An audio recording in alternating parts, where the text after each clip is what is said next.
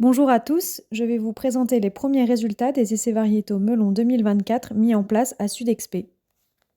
Je vais tout d'abord commencer par les variétés qui ont été plantées sur le créneau chenille précoce. Ce créneau a été planté le 6 mars, le débâchage a été réalisé le 30 mai et les récoltes ont débuté le 5 juin.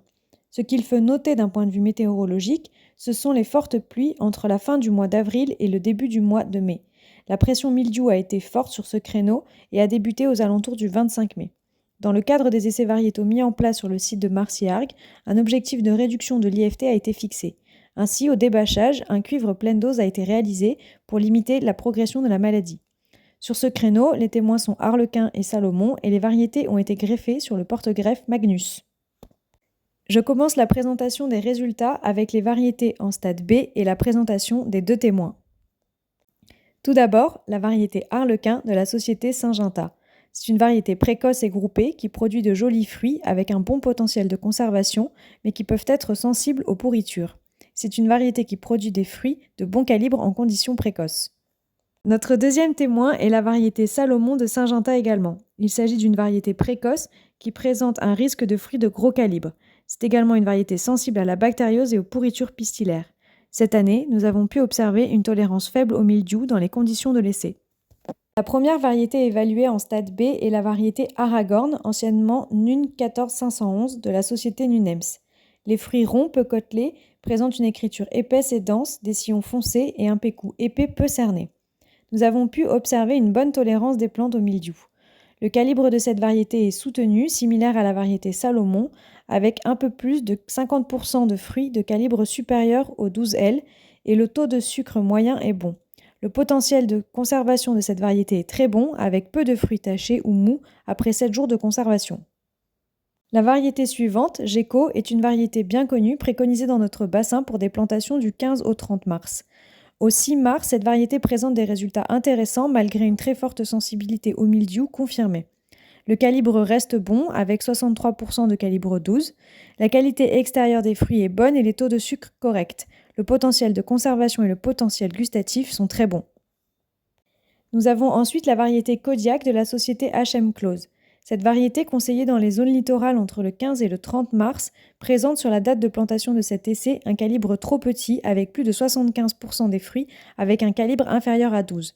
De plus, sa tolérance au mildiou a été faible dans cet essai, sans pour autant affecter les qualités internes. Les taux de sucre sont bons ainsi que le potentiel gustatif. Enfin, nous avions dans cet essai la variété Séraphin de la société Syngenta, également préconisée pour des plantations de la deuxième quinzaine de mars. Dans le créneau chenille précoce, cette variété confirme ses qualités avec des jolis fruits de bon calibre, mais un taux de sucre parfois faible qui peut être dû à une résistance faible, voire très faible au mildiou, et donc des plantes en souffrance dans notre essai pendant la période de récolte. Je vais maintenant vous présenter les résultats des variétés en stade A.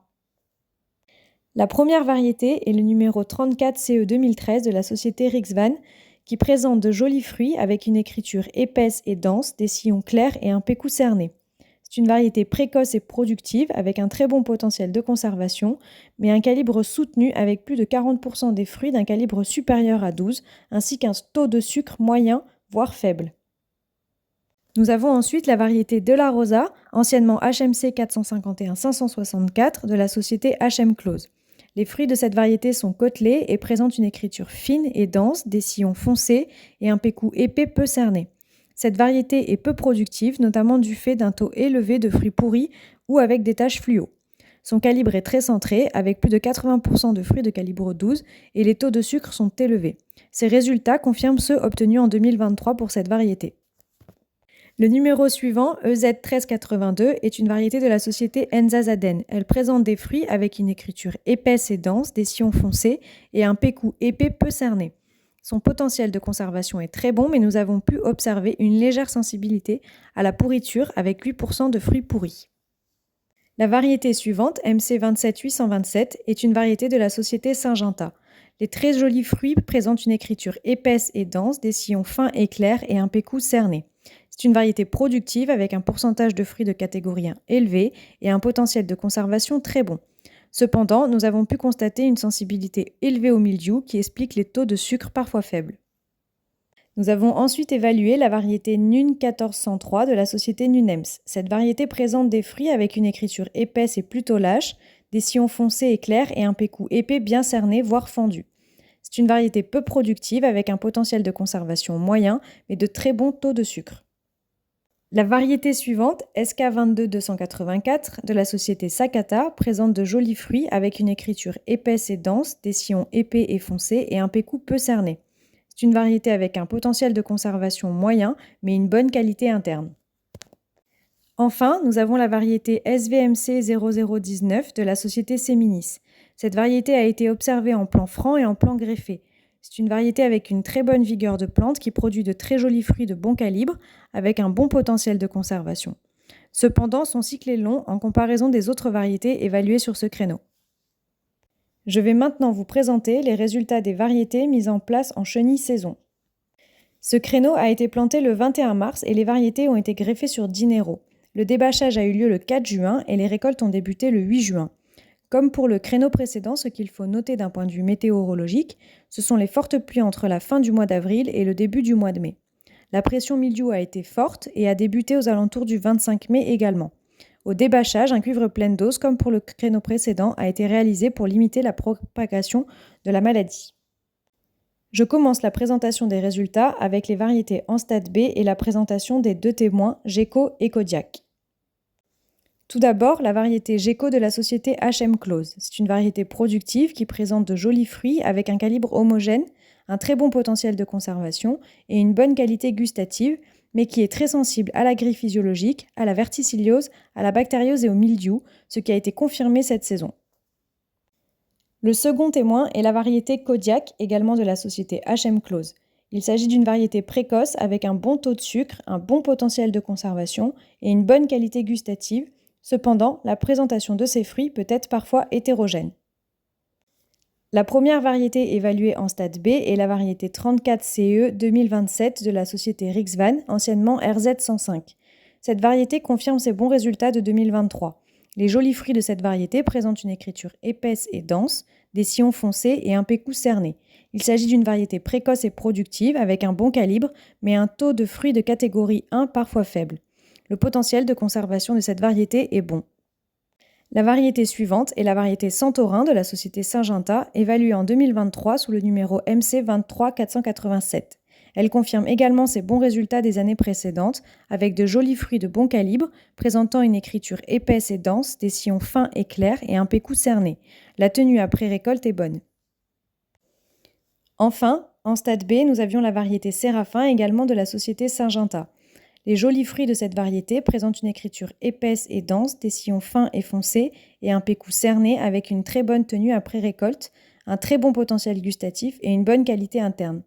Dans cet essai, cette variété a présenté une sensibilité élevée au mildiou du niveau de la variété Geco. Je vais maintenant vous présenter les résultats des variétés en stade A.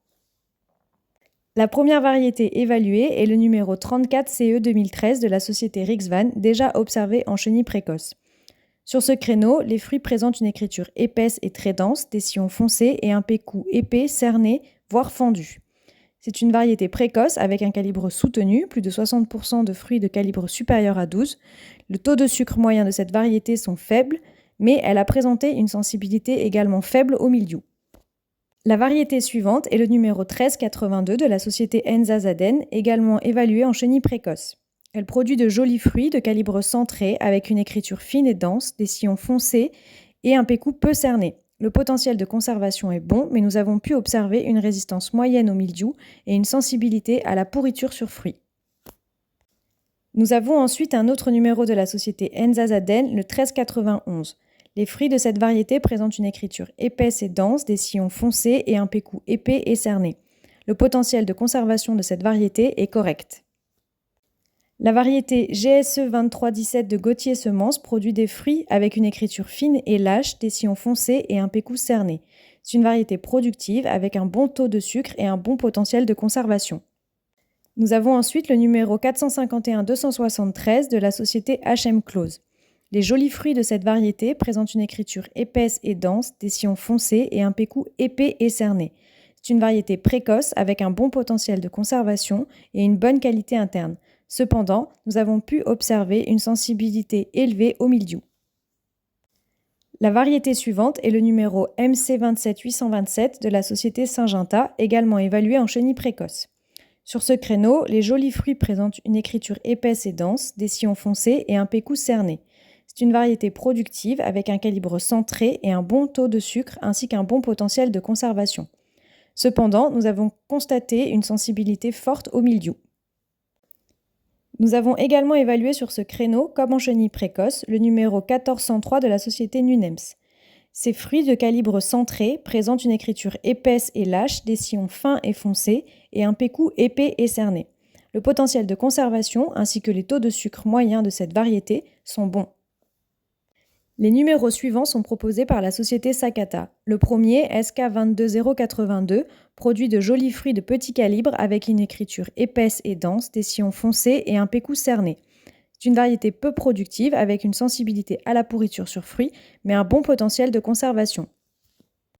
Le second numéro de Sakata est le 2206. Cette variété présente des fruits avec une écriture épaisse et dense, des sillons foncés et un pécou épais peu cerné. Le potentiel de conservation est très bon, mais les fruits sont également sensibles à la pourriture. Enfin, nous avons évalué la variété SVMC 0019 de la société Seminis en franc et en greffé, comme dans le créneau chenille précoce. Les jolis fruits présentent une écriture épaisse et lâche, des sillons épais et foncés, et un pécou épais et cerné. Son potentiel de conservation est bon, ainsi que la vigueur des plantes. Tout comme en chenille précoce, son cycle est long. Je vous remercie de votre attention.